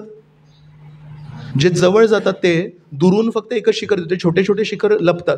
मग तसं म्हणाले जेव्हा आपण दूर असतो भगवंतांपासून तेव्हा आपल्याला फक्त भगवंत दिसतात. भगवंतच श्रेष्ठ आहेत, बाकी कोणी श्रेष्ठ नाही आहे. पण आपण जेव्हा जवळ जातो तेव्हा भगवंतांच्या शेजारी छोटे छोटे शिखर पण दिसतात. आणि मग लक्षात येतं हे छोटे शिखर आणि ते मोठे शिखर एका अर्थाने एक जीव आहेत. त्यांचं आणि त्या शिखराचं खूप जवळचं नातं आहे.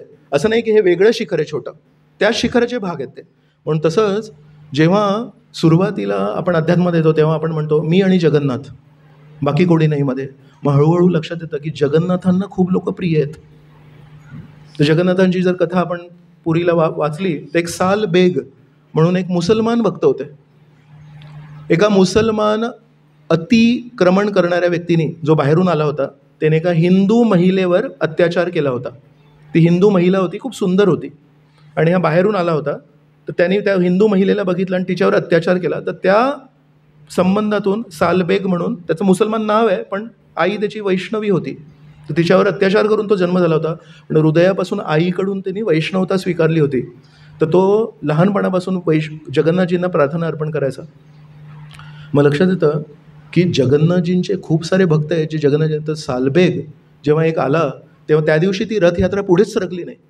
तर हजारो लोक त्या रथाला खेचतायत, पण तो रथ का सरकला नाही? कारण सालबेग येत होता. आणि सालबेगनी येऊन समोर येऊन एकदा नमस्कार केला आणि प्रार्थना अर्पण केल्या. तर सालबेगाच्या प्रार्थना अर्पण करून तो रथ मग पुढे गेला. तर रथ तिथंच थांबला होता. आणि मोठे मोठे ब्राह्मण त्याची पूजा करतात, जनगण, अरे पुढे जा पुढे जा, आपल्याला गुंडीच्याला जायचं, एवढे सगळे लोक आलेत. म्हणजे नाही, मला सालबेग पाहिजे. तर म्हणून जगन्नाथजींना काय प्रिय आहे हे माहिती करून घेणं हे जगन्नाथजींच्या भक्तांचं कर्तव्य आहे. आणि जर आपण ते माहिती न करता स्ट्रेट जगन्नाथजींना प्रसन्न करायला गेलो तर कदाचित आपल्याकडून चुका घडू शकतात. तसंच हे जे लॉजिक त्या भक्तांनी सांगितलं की परमेश्वराचा शिखराच्या जवळ खूप छोटे छोटे शिखर असतात, ते पण महत्त्वाचे आहेत. तसंच एका अर्थाने गुरु पण एक शिखर आहेत. आणि गुरूंच्या जवळ जे लोक असतात ते पण छोटे छोटे शिखर असतात. तर कधी कधी परमेश्वर एकटे, मग नंतर हळूहळू आपण जसं प्रगत होतो ते लक्षात. आता दोन गोष्टी, परमेश्वर आणि गुरु, बाकी हे वैष्णव काय कामाचे आहेत, हा तर माझ्या नंतर आला. पण जेव्हा आपण अजून आपली प्रगती होते, जशी जशी आपण प्रगती होते तसं तसं अध्यात्मामध्ये आपला दृष्टिकोन असा विस्तारित होत जातो. आणि आपल्या लक्षात येतं की भगवंत सगळ्यात मुख्य, गुरु त्यांच्या खूप जवळ, कारण हृदयामध्ये भगवंतांना घेऊन फिरतायत. आणि नंतर जे जे लोक गुरु आज्ञा पालन करतायत, जे जे लोक गुरूंना जवळ आहेत, ते पण मग ते एक मुख्य शिखर, त्याच्यानंतर मग छोटे छोटे शिखर, मग त्या छोट्या शिखराचे पण छोटे छोटे शिखर असतात. पण हे डिटेल्स कधी कळतात? जेव्हा आपण जवळ जातो तेव्हा. म्हणून वैष्णवतेमध्ये कोणाला आदर नाही केला तर चालेल असं कोण व्यक्ती आहे? कोणतरी असेल ना ज्याला अनादर केला तर चालतं थोडंसं. इंग्लंडमध्ये इस्कॉन संस्थेच्या भक्तांनी एक अवंती स्कूल्स म्हणून एक चेन सुरू केली आहे, शृंखला. जसं पोद्दार इंटरनॅशनल स्कूल आहे, बारामतीमध्ये पण आहे, पुण्यामध्ये पण आहे, मुंबईमध्ये पण आहे इत्यादी, ते चेन आहे. तसं एक अवंती स्कूल सुरू केली, एक चेन सुरू केली आहे.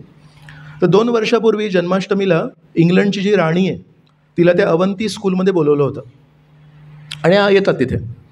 तर जन्माष्टमीच्या दिवशी त्या अवंती स्कूलमधली जी मुलं आहेत त्यांनी शिक्षाष्टकम गायलं, चेतो दर्पण मार्जनम. मग त्याच्यामध्ये त्या राणीने विचारलं की याचा अर्थ काय आहे म्हणून. तर आता अर्थ काय सांगणार? तर एका मुलाने समोर येऊन सांगितलं, मी तुम्हाला 3ऱ्या श्लोकाचा अर्थ सांगतो. तर राणी म्हणते येस. तर इंग्लिशमध्ये झाला संवाद, पण त्याने सांगितलं, त्रिनाद अपि सुनीचेन तरोर अपि सहिष्णून अमानीन मानदेन कीर्तनीय सदाहरी. की जेव्हा आपण स्वतःला सर्वांपेक्षा हीन समजतो आणि जेव्हा होणाऱ्या परिस्थितीला आपण एका वृक्षासारखं सहन करतो आणि जेव्हा आपण इतरांना मान देण्यासाठी सदैव आतुर असतो, पण इतरांकडून मान स्वीकारण्यासाठी कधीही आतुर नसतो, अशा मानसिकतेमध्ये आपण परमेश्वराचं नामस्मरण क्षणोक्षणी करू शकतो, असं श्री चैतन्य महाप्रभूंचं म्हणणं आहे. हे ऐकून इंग्लंडची राणी म्हणाली, वुडंट दॅट बी ब्युटिफुल. असं पटकन तिच्या म्हणजे काय हा स्तर आहे की स्वतःला नेहमी हीन मानायचं, दुसऱ्यांना नेहमी मान द्यायचा, स्वतः मानसन्मान स्वीकारायची कधी आशा नसावी, पण होणाऱ्या परिस्थितीला सहन करायचं. अशा परिस्थितीमध्ये आपण परमेश्वराचं नामस्मरण शुद्धपणे करू शकतो. या एका श्लोकाच्या एका छोट्याशा ट्रान्सलेशननी एका छोट्याशा मुलांनी सांगितलं, त्या राणीचं हृदय परिवर्तित झालं. म्हणजे वुडंट दॅट बी ब्युटिफुल, म्हणजे किती सुंदर विचार आहे हा म्हणून. तर मग वैष्णवतेमध्ये कोण असा भक्त आहे ज्याला आपण अनादर केलं तर चालेल? तर सुरुवातीला एकच भगवंत असतात, त्याच्यानंतर भगवंतांचे शुद्ध भक्त आणि आपले गुरु महाराज असतात. मग नंतर नंतर लक्षात येतं गुरु महाराजांच्या जवळ जे आहेत त्यांना पण आदर. मग करतं की भगवंतांच्या जवळ गुरु, गुरूंच्या जवळ गुरूंचे शिष्य, आणि मग त्यांच्याजवळ कोणतरी असतं जे त्यांची सेवा करत असतात. असं करत लक्षात येतं हा पण प्रामाणिकपणे सेवा करतो. जिथे कमी तिथे आम्ही, हा पण प्रामाणिकपणे सेवा करतो, हा पण करतो. मग हळूहळू जसं आपण प्रगत होतो तसं लक्षात येतं प्रत्येक वैष्णव हा आदरणीय आहे, प्रत्येक वैष्णव हा वंदनीय आहे. तर आपल्याला तो स्तर गाठायचा आहे.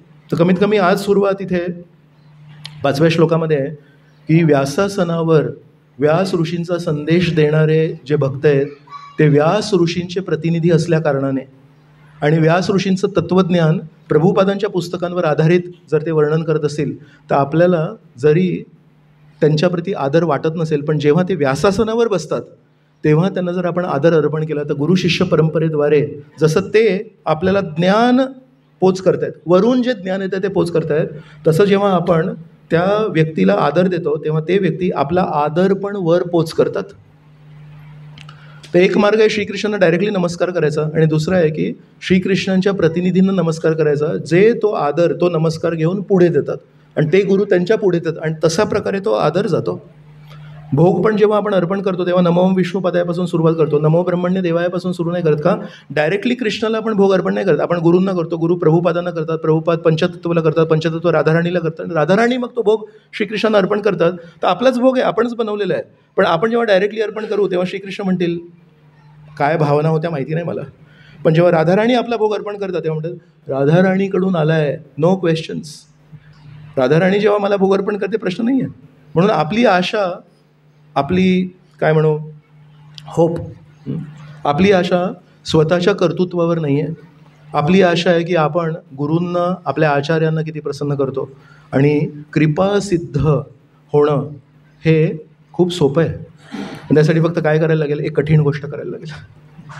आपल्या सगळ्या सवयी माफ आहेत कृपासिद्ध जर बनायचं असेल, पण त्याला एक कठीण गोष्ट करायला लागेल की जिथे कमी तिथे आम्ही, आणि ती गोष्ट खूप कठीण आहे. कारण स्वतःला गरजेप्रमाणे मोल्ड करणं, स्वतःला परिस्थितीप्रमाणे स्वतःमध्ये तो बदल आणणं, स्वतःवर काम करणं, हे सगळ्यात कठीण गोष्ट आहे या जगामध्ये. आपण गोष्टींना बदलू शकतो, पण स्वतःच्या मानसिकतेला बदलणं हे कठीण आहे. ती जर एक गोष्ट आपण करू शकलो तर आपण प्रभुपादांना प्रसन्न करू. कारण प्रभुपाद हाक मारतात आपल्या सर्वांना. एकदा प्रभुपाद, भुरीजन प्रभू त्यांचे शिष्य, त्यांना म्हणाले, मला या पूर्ण ब्रह्मांडाला कृष्ण भावना भावित बनायचं आहे, तू मला मदत करशील का? तर भुरीजन प्रभू म्हणतात, आय रिमेंबर डिस्टिंक्टली, मला स्पष्ट आठवतं आहे त्यांनी हे नाही म्हणाले मला या पृथ्वीला कृष्ण भावना भावित करायचं. I remember very clearly, Prabhupada told me I want to make this universe Krishna conscious. तर भुरीजन प्रभू आजही त्याला वर्णन करतात की प्रभुपादांची इच्छा आहे की पूर्ण ब्रह्मांडाला कृष्ण भावना भावित बनायचं आहे. तर प्रभुपाद आपल्याला आवाहन करतायत, तुम्ही मला मदत करणार का? पूर्ण ब्रह्मांडाला कृष्ण भावना भावित करायचं आहे मला. गावोगावी हरिनाम द्यायचं आहे, गावोगावी हे भागवत आपल्याला द्यायचं आहे, गावोगावी आपल्याला हरिनाम संकीर्तन द्यायचं आहे, गावोगावी आपल्याला रथयात्रा करायची आहे. पण गावोगावी रथयात्रा करण्यासाठी आधी बारामतीची जी रथयात्रा ती खूप छान करायला लागेल. जर बारामतीतली रथयात्रा छान नाही झाली तर लोक म्हणतील ही अशी रथयात्रा आम्हाला नाही करायची.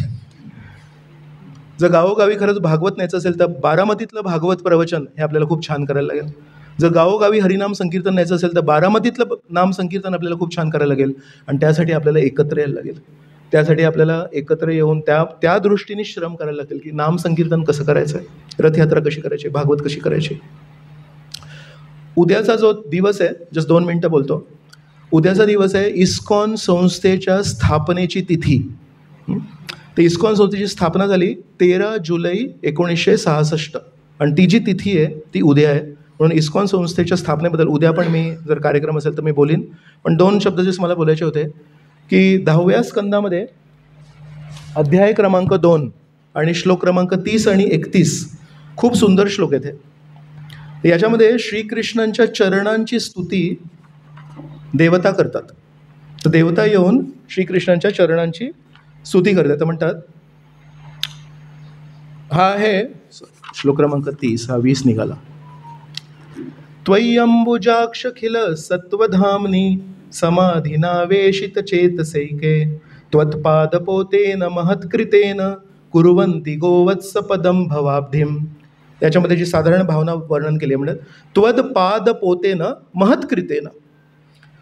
म्हणतात, हे श्रीकृष्ण, तुमच्या चरणांचा जे लोक आश्रय घेतात त्यांना ही जी पूर्ण पृथ्वी आहे ती त्वदपादपोतेनं, पोत म्हणजे होडी, बोट, तुमच्या चरणांच्या होडीचा जो आश्रय घेतात त्यांना एक खूप मोठा फायदा होतो. भवाब्धी म्हणजे भवसागर. ते एवढं मोठं जे भवसागर आहे ते गोवत्स पदकृतम, एका वासऱ्याच्या पायाच्या खुरामध्ये जेवढी जागा असते त्याच्यामध्ये कधी कधी पाणी साचतं. आपण जर बघितलं तसं तो पाय ठेवतो वासरू, तर त्या पायाच्या खुरामध्ये किती पाणी असतं इतकंसं. तर म्हणतात, जे तुमच्या चरणांच्या होडीचा आश्रय घेतात त्यांच्यासाठी हे भवसागर वासरूच्या खुराच्या आकारा एवढं होतं. त्याच्यावर आता प्रभुपाद भाषांतर देतात आणि मग तात्पर्यामधली एक ओळ वाचू आपण. हे कमळनयन प्रभो, तुमचे चरण कमळ म्हणजे अखिल अस्तित्वाचे भांडार आहेत आणि मनुष्य जेव्हा तुमच्या चरणांचे ध्यान करतो तथा अज्ञानाचा भवसागर पार करण्याकरिता या चरणांच्या नौके समान उपयोग करतो तेव्हा तो महाजनांच्या अर्थात भक्त, संत आणि साधू चरणचिन्हांचे अनुसरण करीत असतो. या सुलभ मार्गाने तो वासराच्या खुराचा ठसा ओलांडून पार करावा तितक्या सहजपणे अविद्येचा अथांग सागर पार करू शकतो. भगवंतांच्या चरणांची स्तुती आहे. तर याच्या तात्पर्यामध्ये ते महत्कृतेनं जो शब्द आहे त्याच्यावर प्रभुपाद काय लिहितात, महत्कृतेनं या शब्दावरून असा अर्थबोध होतो की महान भक्तांनी दाखविलेला मार्ग केवळ त्यांच्या स्वतःसाठीच असतो असे नव्हे, तर तो इतर सर्वांसाठीच असतो. एखाद्या मनुष्याने जर सहज सुलभ मार्ग निर्माण केलेला असेल तर तो त्याच्या स्वतःसाठी लाभदायक ठरतोच आणि त्याचवेळी त्याच्या तत्वांचे अनुसरण करणाऱ्या इतरांसाठीही तो मार्ग सहज सुलभ होतो. अज्ञानाचा सागर पार करण्याची या श्लोकामध्ये सांगितलेली प्रक्रिया केवळ भक्तांसाठीच सहज सुलभ आहे असे नव्हे, तर भक्तांचे अनुसरण करणाऱ्या इतर सामान्य लोकांसाठी देखील ती सुलभ आहे. तर आपल्याला वाटतं की श्रीकृष्णांच्या चरणांची सेवा करणं हे फक्त भक्तांसाठी आहे. म्हणतात, भक्तांचा मार्ग अनुसरण करणाऱ्या प्रत्येक साधारण व्यक्तीसाठी पण हे भवसागर पार करणं सोपं होईल जर प्रभुपादांनी दिलेला मार्ग आपण अवलंबन केला. याच्या दुसऱ्या श्लोकामध्ये अजून एक खूप सुंदर भावना आहे. म्हणतात, स्वयं समुत्तीर्य सुदुस्तरम द्युमन भवार्णवम भीम मदभ्र सौहृद महत्पदांबोरुहनाव मत्रते निधाय याता सद अनुग्रह भवान. तर परत ती होडीची जी एक उदाहरण घेतलं आहे त्यालाच पुढे नेतात. म्हणतात, या जगामध्ये कधी कधी नदी पार करण्यासाठी एक होडी घेतात ना. तर समजा या तीरावरून त्या तीरावर जायचं आहे तर होडीमध्ये बसलो आपण आणि क्रॉस करतो आणि ते माणसं त्या बाजूला उतरले. आता त्या होडीचं काय होतं, ती होडी तिथेच राहते. पण या श्लोकामध्ये देवता म्हणतात, जेव्हा तुमचे भक्त या जगामध्ये राहून स्वतःच्या साधनेने एक मार्ग तयार करतात. काय मार्ग आहे तो? भगवत गोवत्सपदम. म्हणतात, ज्या होडीमध्ये बसून श्रेष्ठ आचार्य हे भवसागर पार करतात आणि वैकुंठाला जातात तर ती होडी तिथे राहायला पाहिजे ना. पण म्हणतात, ही जी होडी आहे ना ही खूप विशेष होडी आहे. ही होडी दुसऱ्यांना नेण्यासाठी परत इथे सोडून जातात आणि त्या होडीमध्ये ज्या आचार्यांनी ती होडी बनवली पार करण्यासाठी त्या होडीमध्ये परत लोक बसू शकतात. परत ती होडी त्यांना घेऊन जाते. परत ही होडी खूप जादूची होडी आहे, ती होडी परत इथे येते. तर ही सुंदर भावना, त्याचं भाषांतर आपण बघूया. हा श्लोक क्रमांक 31. हे भगवान, तुम्ही सूर्यासमाने तेजःपुंज आहात. तुम्ही आपल्या भक्तांच्या सर्व इच्छा तृप्त करण्यास सदैव तत्पर असता आणि या कारणास्तव तुम्ही कल्पवृक्ष म्हणून ओळखले जाता. तेव्हा आचार्यगण या भयंकर अज्ञानाचा सागर पार करण्यासाठी तुमच्या चरण कमळांचा पूर्ण आश्रय स्वीकारतात, तेव्हा ते हा भवसागर तरून जाण्याचा सुलभ मार्ग आपल्या मागे या पृथ्वीवरच सोडून पुढे जातात. तुम्हाला आपल्या अन्य भक्तांविषयी अपार दया असल्यामुळे तुम्ही या मार्गाचा उपयोग करून या अन्य भक्तांना पण सहाय्य करता. म्हणून प्रभुपादांनी जी होडी निर्माण केली आहे त्या होडीचं नाव आहे international society for Krishna consciousness. तर प्रभुपादांनी एक होडी निर्माण केली, त्याला आपल्याला सर्वांना विनंती करतात या होडीमध्ये बसा, आणि जितके लोक या होडीमध्ये बसतील, प्रभुपाद गेले, प्रभुपादांनी त्या होडीने प्रवास करून पुढे गेले, पण ती होडी तिथेच नाही सोडली, होडी परत भौतिक सागरात आली आणि परत आपण त्याच्यामध्ये बसू शकतो. आणि आपल्यानंतर प्रभुपादांचा मार्ग अनुसरण करणाऱ्या प्रत्येक भक्तासाठी ही होडी उपलब्ध आहे. तर अशा प्रकारे या श्लोकाच्या तात्पर्यावर 31 क्रमांक श्लोकाच्या तात्पर्यावर विश्वनाथ चक्रवर्ती ठाकूरांनी एक भाषांतर केलं आहे. आणि हे 500 वर्षापूर्वी विश्वनाथ चक्रवर्ती ठाकूरांनी सांगितलं आहे की आचार्यांनी दिलेला एक मार्ग म्हणजे काय, तर त्यांनी म्हटलं आहे एक संस्था स्थापित करणं, एक सिस्टमॅटिक एक सिस्टम फॉलो करणं. तर विचार करा, देवतांनी 5000 वर्षापूर्वी श्रीकृष्णाच्या स्तुतीमध्ये जो विचार मांडला तो विश्वनाथ चक्रवर्ती ठाकूरांनी 500 वर्षापूर्वी सांगितलं की ॲक्च्युली याचा अर्थ आहे, होडीचा अर्थ आहे एक संस्था स्थापित करणं. आणि ते प्रभुपादांनी 51 वर्षाआधी ती संस्था स्थापित केली आणि त्या होडीची सुलभता आपल्या सर्वांना दिली आहे. आपलं किती मोठं सौभाग्य आहे. आपल्याला फक्त करायचं त्या होडीमध्ये बसायचं आहे आणि होडी आपल्याला आपोआप घेऊन जाईल. फक्त एक गोष्ट करायची, त्या होडीमधून उडी नाही मारायची परत खाली. होडीमध्ये बसल्यानंतर उडी मारी, तर खाली भावसागर आहे आणि तीक्ष्ण दात असणारे मोठे मोठे मासे पण आहेत तिकडे. तर आपण नेहमी त्या होडीत राहायला पाहिजे आणि एकत्र राहून नामसंकीर्तन करत करत आपण भगवंताला जाऊ शकतो. तर खूप खूप धन्यवाद. जय श्रीमद भागवत महापुराण की जय. जय श्रील प्रभुपाद की जय. अनंत कोटी वैष्णव वृंद की जय. जय निताय गौर प्रेमानंदे. हरी हरी बोल. तर एक जर कोणाला क्लास संपला आहे, जर कोणाला उशीर होत असेल तर जाऊ शकतो, पण प्रभुपादांनी एक प्रथा सुरू केली होती की क्लास नंतर एक प्रश्न विचारायला पाहिजे. जर कोणाला असेल तर तुम्हाला जर कोणाला प्रश्न असेल तर प्रश्न विचारू शकतो. येस प्रभुजी.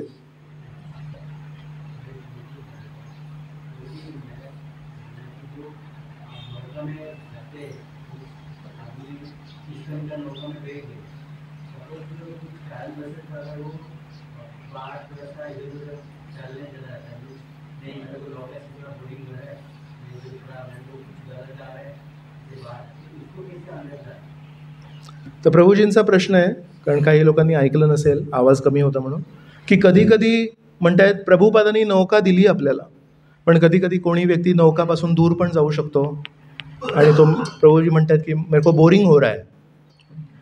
तर बोरिंग न होण्यासाठी मंदिरामध्ये भरपूर गोष्टी आहेत.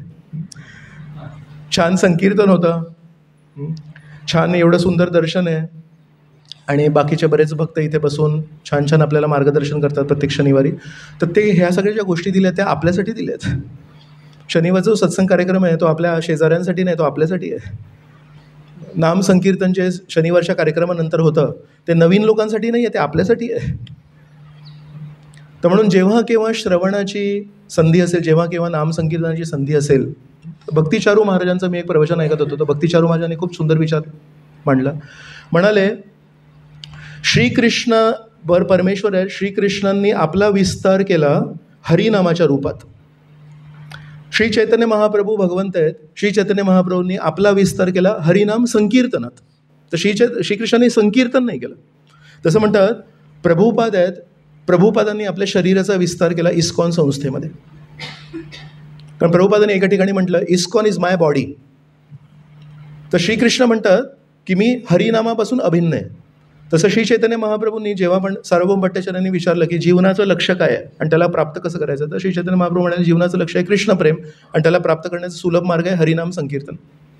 तपन मिश्रांनी प्रश्न विचारला, मी सर्व वेद वाचलेत पण मला जीवनाचं अंतिम लक्ष्य काय ते नाही माहिती आणि त्याला प्राप्त करण्याचं साधन नाही माहिती. म्हणजे सिंपल आहे, जीवनाचं अंतिम लक्ष आहे कृष्णप्रेम आणि त्याला प्राप्त करण्याचं साधन आहे हरिनाम संकीर्तन.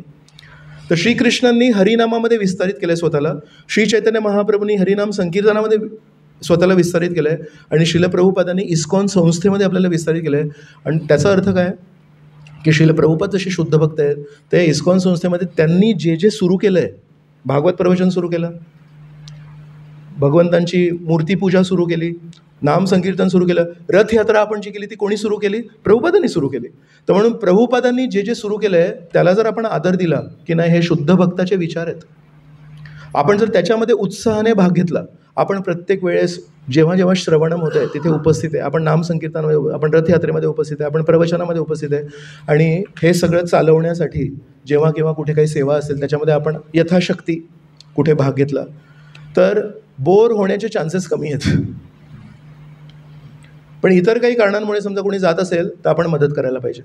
पण बोरिंग होणं थोडं कठीण आहे. ज्याला संगीत आवडतं त्यासाठी गुरुपूजा आहे, त्यासाठी संकीर्तन आहे. ज्याला फिलॉसॉफी आवडते त्यासाठी प्रवचन आहेत. ज्याला म्हणतो प्रभूजी मला संकीर्तन पण नाही आवडत, मी एवढं हृदयाला स्पर्श नाही करत, मला खायला आवडतं, त्याला खूप टेस्टी महाप्रसाद आहे. जो म्हणतो की मला फिरायला आवडतं त्यासाठी यात्रा आहेत.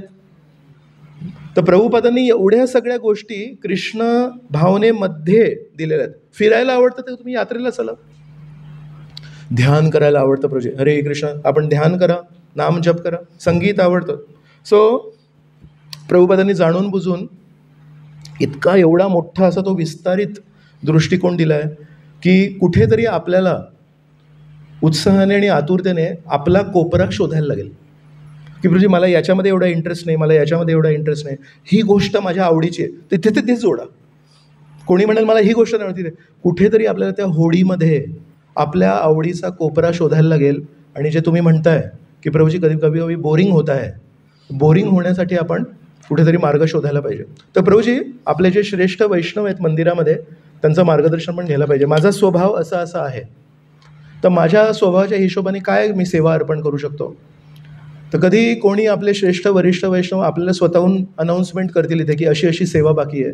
पण जर आपल्याला बोरिंग नसेल व्हायचं तर आपण पण स्वतःला जाऊन भेटू शकतो. तर TMC मेंबर्स आहेत, आपले बाकीचे जे वरिष्ठ भक्त त्यांना जाऊन भेटा की माझा स्वभाव आहे ना, मला ह्या गोष्टी आवडतात आणि ह्या गोष्टी मी कधी लहानपणापासून केल्या नाहीत, तर मला कुठेतरी काही स्थान आहे का मंदिरामध्ये. तर उत्साहाने आपण सगळ्यांनी जेव्हा केव्हा आपल्याला वाटतं की अरे मला बोर होतं आहे, ते येऊन विचारा, कुठे ना कुठे भगवंत सेवा देतील आपल्याला. आणि भगवंत कृतज्ञ जर झाले आपल्याप्रती तर आपल्याला एकदम सांभाळून ठेवतील. तर खूप खूप धन्यवाद.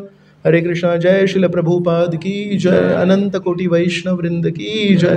जय निताय गौर प्रेमानंदे. हरि हरि बोल.